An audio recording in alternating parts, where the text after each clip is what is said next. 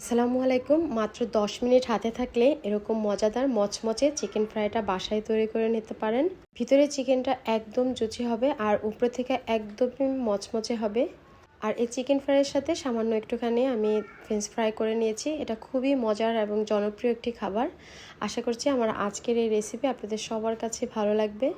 তো বরাবরের মতোই বলছি, যদি ভালো লাগে তাহলে রিকোয়েস্ট থাকলো আমার চ্যানেলটি সাবস্ক্রাইব করার।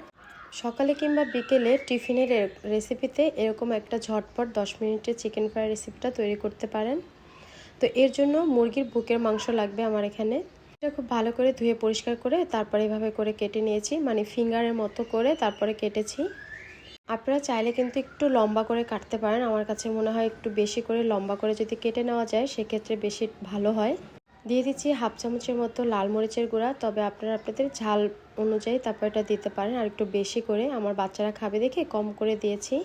দিয়ে দিচ্ছি ধনিয়া আর জিরার গুঁড়া সমপরিমাণে, মানে হাফ চামচের চাইতেও একটু কম করে আমি এখানে দিয়েছি।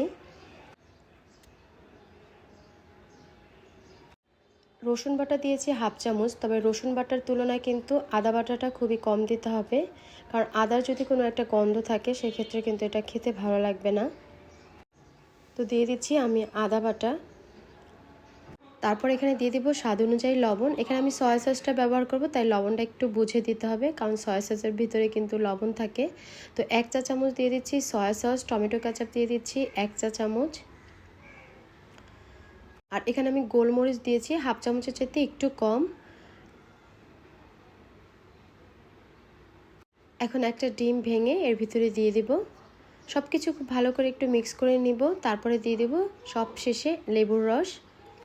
এখানে একটা লেবুর একটা সাইডের অংশ আমি এখানে পুরাটাই দিয়ে দিব। তারপর এটা রেস্টে রেখে দেব 10 মিনিটের জন্য। আর এরই ফাঁকে আমি একটা কোটিং করে নিব। এর জন্য ময়দা দিয়ে দিচ্ছি 1.5 কাপ, কর্নফ্লাওয়ার দিয়ে দিচ্ছি হাফ কাপ, অরিগেনো দিয়ে দিচ্ছি হাফ চা চামচ, মরিচের গুঁড়া দিয়ে দিচ্ছি হাফ চা চামচ, ধনিয়া আর জিরার পরিমাণটা আমি 1 চিমটি করে দিয়েছি। এখানে খুব বেশি একটা লাগবে না। আর আদা রসুন বাটা সেটা আমি হাফ চামচের মতো দিয়েছি। এখন এটা আমি হাত দিয়ে মিক্স করব, যেহেতু আদা রসুন আমার বাটা মশলা, সেজন্য এটা হাত দিয়ে খুব ভালো করে মিক্স করতে হবে। আপনারা চাইলে এখানে পাউডার যেটা পাওয়া যায় সেটাও মিক্স করতে পারেন। সব শেষে দিয়ে দিচ্ছি স্বাদ অনুযায়ী লবণ। তারপর আবারও হাত দিয়ে খুব ভালো করে এটা মিক্স করে নিলাম। এখন যে ম্যারিনেট করে রেখেছিলাম চিকেনের টুকরাগুলো, একটা পিস টুকরা আমি ময়দার ভিতরে দিয়ে দিব। তারপর আঙুল দিয়ে খুব ভালো করে এটা চাপ দিব, আবার ছেড়ে দিব, আবার ময়দা দিয়ে আবার চাপ দিব, ছেড়ে দিব। এরকম প্রায় 30 সেকেন্ডের মতন আর কি করতে হবে। তাহলে খুব সুন্দরভাবে চিকেনের গায়ে এরকম একটু লেয়ার দেখা যাবে, আর যেটা আর কি দেখে আমাদের সবার কাছে ভালো লাগে। তারপরে বাকি যে ময়দাটা থাকবে সেটা একদম ঝাড়া দিয়ে ফেলে দিতে হবে। আর সাথে আমি কিছু আলু নিয়েছি হাফ বয়েল করে, এটাও আজকে চিকেন ফ্রাইয়ের পরে আমি ভেজে নেব।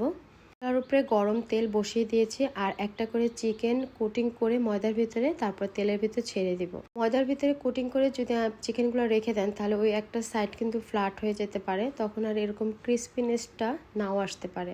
তাই চেষ্টা করবেন একদম চুলার সাইডে চিকেনগুলো রাখতে এবং সাথে সাথে ময়দার ভিতরে কোটিং করে গরম তেলের ভিতরে ছেড়ে দিতে। তো আমি এভাবে করে দিয়ে দিয়েছি। আর একটা ব্যাচ আমার ভাজা হয়ে যাচ্ছে। একটা ব্যাচ ভাজার পরে আমি আবার আর একটা ব্যাচ ঠিক একই রকমভাবে দিয়ে দিব।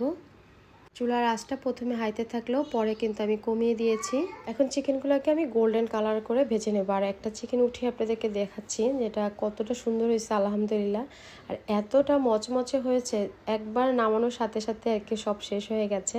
তো চিকেনগুলো আমার ভাজা হয়ে গেছে, এখন এই ব্যাচটা আমি তুলে নিচ্ছি।